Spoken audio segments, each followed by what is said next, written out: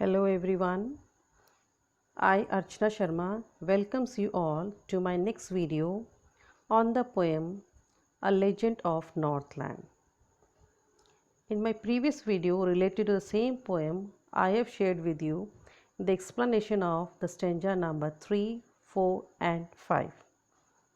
Today I am going to take the stanza number 6, 7, 8, 9 and 10. Till now, we have come to know that in this poem, A Legend of the Northland, one of the disciples of Jesus Christ named Saint Peter was wandering all around the world and preaching. While preaching, he reached a small cottage where he saw a lady who was baking cakes. As he was wandering, he was feeling very hungry, so he wanted to have the cakes which the lady was baking. So, what happens after that? Let us come to know from the stanzas. On your screen, you have the stanza number 6. Let us see what it is all about. As Saint Peter was being faint with fasting, Saint Peter जो थे वो करीब करीब बहुत कमज़ोर महसूस कर रहे थे क्योंकि उन्होंने सुबह से कुछ नहीं खाया था। ठीक है, करीब फास्ट ही हो गया। जैसे फास्ट में कुछ नहीं खाते हैं तो फास्टिंग के कारण फास्ट नहीं रखा था लेकिन कुछ खाया नहीं तो ऑटोमेटिकली उनका वो फास्ट हो गया। ठीक है, तो उस फास्टिंग के कारण वो करीब करीब बहुत फेंट महसूस कर रहे थे, वीक महसूस कर रहे थे। For the day was almost done, क्योंकि पूरा दिन उन्होंने पूरा कुछ खाया नहीं था, पूरा दिन ख़त्म होने वाला था। तो जब वो उस कॉटेज के सामने पहुँचे लेडी को देते तो ही आस्क्ड हर, उस लेडी से कहते हैं from her store of cakes, कि जो उसने केक जो बेक करके रखे हुए हैं, स्टोर किए हुए हैं, उनमें से वो उसको खाने को दे दे, to give him a single one. Okay, जो उसने बेक किए हुए थे केक। तो ये था आपका स्टेंजा नंबर 6। बहुत ही सिंपल लैंग्वेज में दिया हुआ है आपको, कोई ऐसा डिफ़िकल्ट वर्ड नहीं है आपके लिए। फेंट वर्ड था वो मैंने आपको वोकैबलरीज की दे रखी है। फेंट का यहाँ पे मीनिंग टू बी वीक है। फेंट का मतलब फीका पड़ना भी होता है, हल्का भी होता है। ओके, फास्टिंग मैंने आपको बता दिया और मेरे ख्याल से कोई इसमें डिफ़िकल्ट वर्ड अब नहीं है।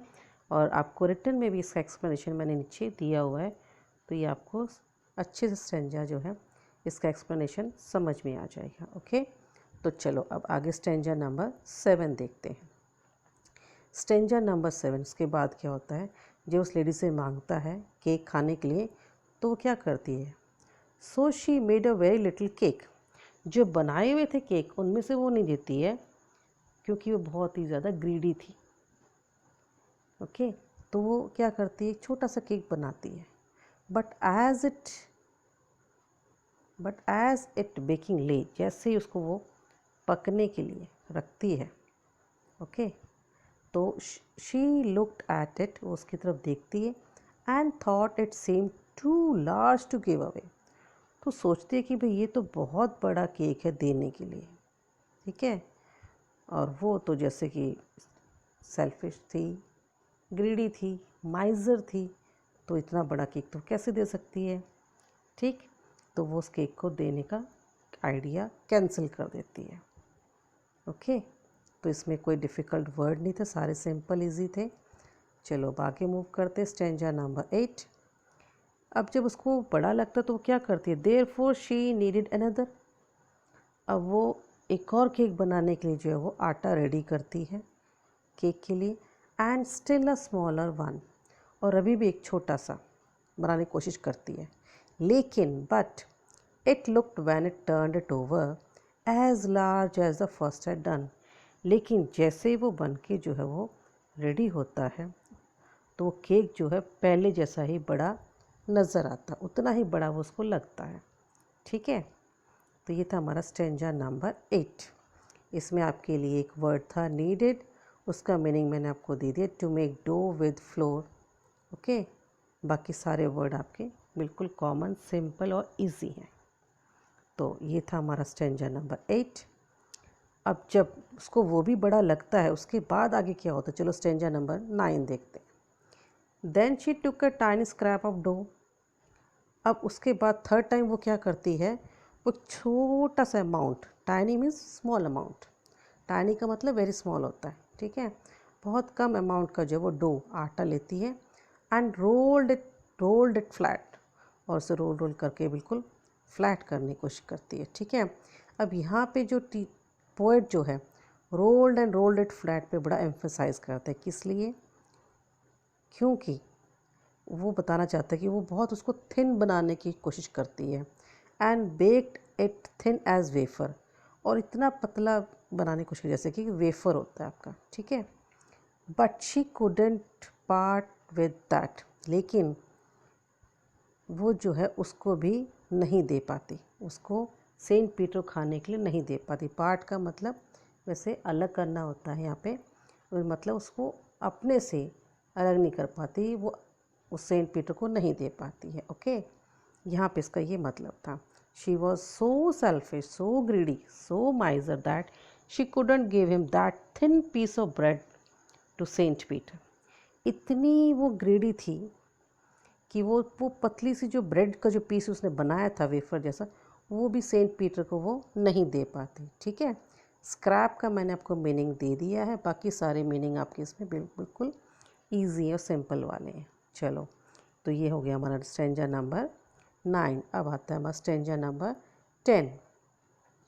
10 नंबर क्या कहता stanza, for she said my cakes that seem too small when I eat two of them myself. तो वे जो औरत जो है, वुमेन जो है, वो क्या तर्क देती है कि जब वो खुद अपने केक खाती है, at that time she felt that they are very small, उस समय उसको लगता है कि वो बहुत छोटे हैं। When I eat two them myself, इसका मतलब वो खुद खाती है तो वो केक जो है उसको बहुत छोटे लगते हैं, okay. And yet too large to give away, लेकिन अगर उसको वो केक किसी को देने हो तो उस समय उसको लगता है वो केक बहुत ज़्यादा बड़े हैं, ठीक है। So she put them on the shelf, इसलिए वो क्या करती है, ऑल द केक जो थे, जितने भी सारे केक जो थे, उनको शेल्फ जो थी किचन की उसमें रख देती है, और सेंट पीटर को कोई केक खाने के लिए नहीं देती, ठीक है। तो ये हो गया हमारा स्टेंजा नंबर 10। चलो, अब उसके बाद क्या होता है पोएम में, स्टोरी क्या है उसके बाद, वो मैं आपको अपने नेक्स्ट वीडियो में शेयर करने वाली हूँ। तो आज के लिए बस इतना ही। इन 5 स्टेंजास को आप पढ़िए और इनको पूरे अच्छे से समझने की कोशिश कीजिए। हर स्टेंजा के नीचे मैंने उसका एक्सप्लेनेशन भी आपको दिया हुआ है। कोई अगर वर्ड आपके लिए नया था तो उसका मैंने आपको मीनिंग भी आपको इसमें दिया हुआ है रिटर्न में, तो इसको आपको मुझे लगता है कोई आपको उसको दिक्कत नहीं आएगी इसको समझने में, ओके। तो चलो, बस आज के लिए बस इतना ही। जल्दी मैं अपनी नई वीडियो के साथ, नेक्स्ट वीडियो के साथ आपके सामने आऊँगी। So till then, keep learning and stay safe.